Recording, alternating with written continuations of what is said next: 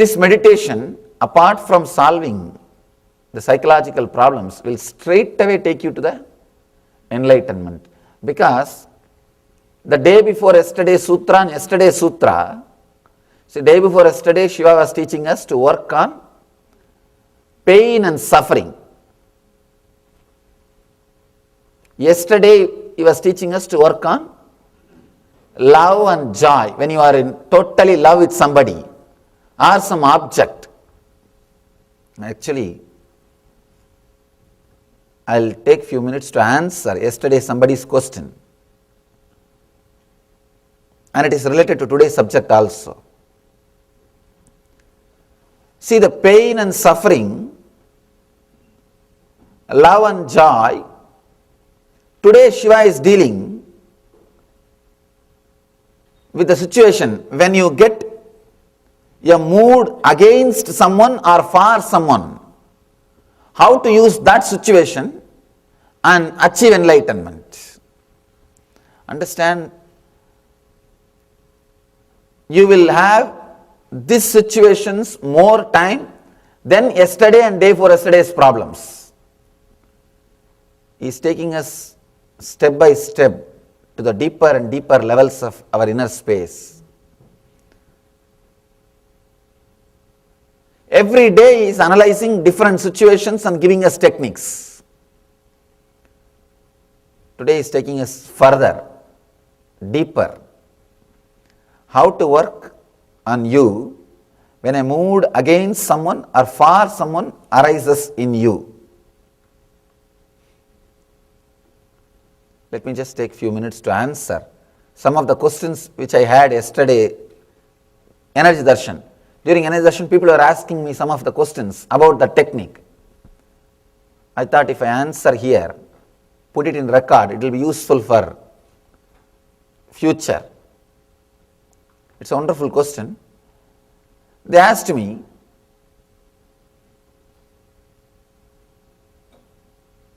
when I said that when you are in love with somebody, you experience the other person as God, then when we are not in love with that person, he loses the divinity or what? Understand, nobody loses the divinity. You lose the ability to recognize the divinity. Yesterday I made an important statement. When you are in love with the master, he will not only you will feel he is God, and all miracles which you feel or expect should happen in the presence of God will happen in front of him, in his presence. You will see all those things happening. But when that love is lost, when you don't have that love, you won't see those miracles happening in his presence. You may be the same person and he will be the same person, but those miracles will not be happening. Somebody asked me, why? Then the master loses enlightenment or what? No. He doesn't lose. You lose the ability to recognize or connect with that enlightenment. And people ask me, are you God? I tell them it depends on you.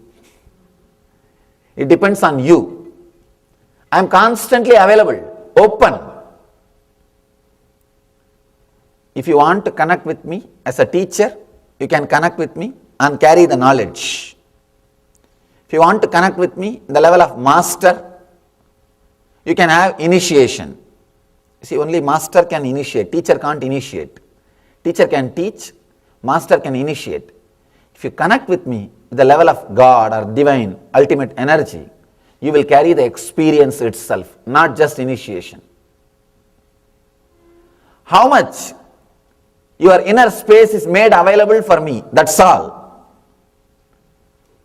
See, if you relate just intellectually, you will carry the knowledge. If you relate with a little bit of emotion, little bit of love, you will carry the initiation. Means whatever I can't express through words also will go into you. Like the whole software will be sent, transmitted. If you are able to connect with a being deeply, You don't need initiation. The very experience will be transmitted. It depends on the person, to what level he connects, to what level he experiences. I always tell people, bhakti, or the feeling connected to the master, is such an ultimate thing. Never miss it if at all you got it in your life. Never miss it. It is too costly. It is too much to miss it. Do not, even if you miss your things in the outer world, it is okay. If you miss your ideas which you carry in the inner world, that is also okay. In English there is a proverb. If you lose wealth, nothing is lost. If you lose your health, something is lost. If you lose your character, everything is lost. I think even if you lose your character, nothing is lost. Only if you lose the connection with the master, everything is lost. That is such a deep thing, ultimate blessing. Never miss it if at all you got it. If you feel that constant feeling connected has happened in you, do not miss it at any cost. See, throw away any idea which comes in between you and him. Anything can be lost, but not this feeling connection. People come and tell me. Sometimes, even your ideas about morality can create gap. I have seen many people feeling the gap just because of this gold jewelry. Because traditionally, a sannyasi, a swami is not, usually they don't wear this. In those days, because when they wander, it is difficult to maintain. Naturally, you see, it's an unnecessary harassment. And people think, why is he wearing such big gold jewelry?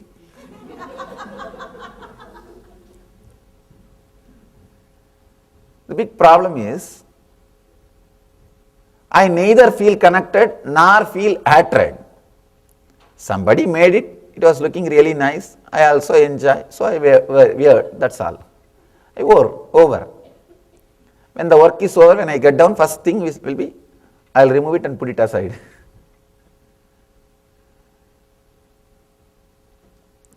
Very simple things. Your ideas about morality also may stand sometime in between. Anything can be lost, but not the connection with the master. Because if that one thing is kept alive, so many things can happen in you. So many things can happen. The possibility is available. The doors are open.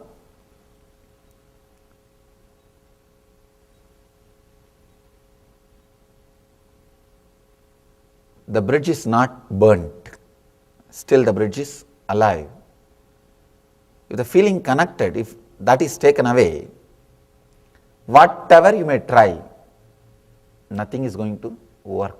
I always tell people, by begging $1, you will never become a billionaire. Have you seen anybody becoming billionaire just by begging $1? No. Same way, there is nobody who achieved enlightenment by meditating every day. Begging $1 is like meditating every day 10 minutes. And what will you achieve? If you want to become a billionaire, some billionaire should write a will in your name. That's the only possibility. Because by the time you beg $100 every day, you have to spend for survival. Same way, every day you meditate for half an hour, you have to spend that whole energy for the 24 hours. You can never become a billionaire by begging $1. You can never become enlightened just meditating 10 minutes, 20 minutes every day.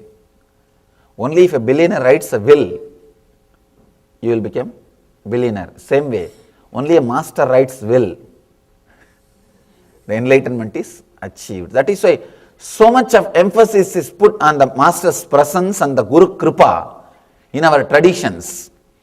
Even though few people exploited those concepts, sitting in the chair, sitting in the seat without becoming enlightened, those concepts can't be rejected because that has helped too many people. Understand? Only one Ramakrishna became enlightened using that Kali Murti, 3 feet Kali Murti. And we spent crores of rupee creating the temple and maintaining the temple. But I always tell people, it is worthy. Your 1000 temple is worthy of one Ramakrishna. If there is a possibility for one Ramakrishna, means build thousands of temples. Nothing wrong. In India, that is why constantly every street will have a temple. Temples are getting erected, getting installed. Because even if one Ramakrishna happens, it's a big blessing. One Ramakrishna is worthy of 200 Kali temples. Nothing wrong. Nothing wrong. Millions of rupees, crores of hours of man hour, everything is worthy. If one Ramakrishna can be produced, that is why all over the world I am also constantly building temples. People ask me, Swamiji, you teach only meditation, why are you building so many temples all over the world? So much of your energy is spent on temples. Because the so-called modern day gurus do not build temples. Building temple does not make much money. If you put your energy in some other field, you can make a lot of name and fame or money. But building temples does not directly.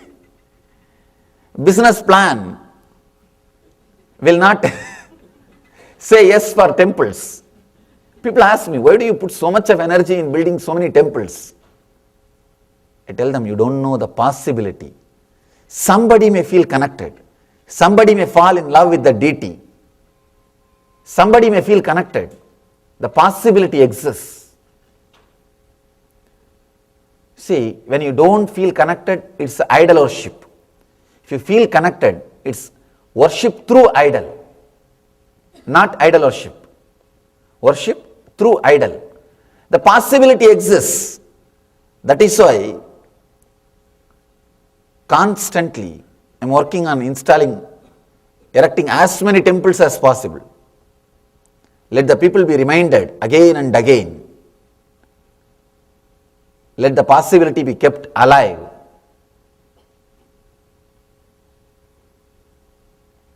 Falling in tune with the master or falling in tune with some deity or God is the ultimate thing. Of course, you can work on the technique which you learnt yesterday, even if you fall in love with ordinary human being or a pet or any other object. You can work. Only one danger, when you wanted to practice his absence, he may not cooperate, but be prepared for that. But with an enlightened master, he will be constantly reminding you to work on his absence also.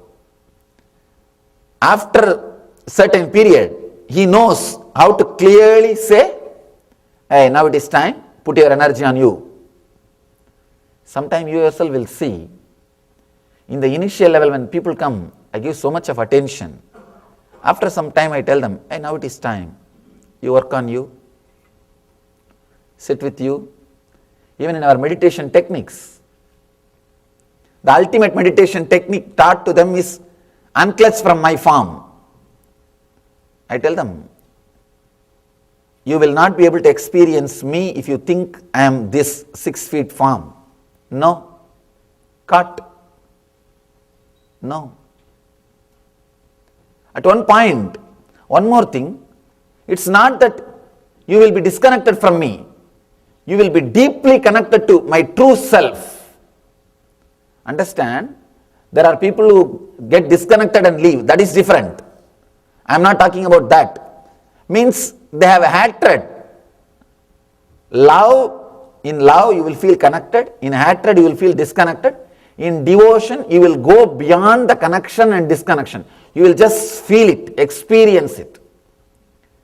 When I say go beyond the love, I don't say start hating or feel disconnected. No. I say let the love become devotion. You will feel that you and the master are not two different persons. You will just feel the very presence without the suffering of the absence.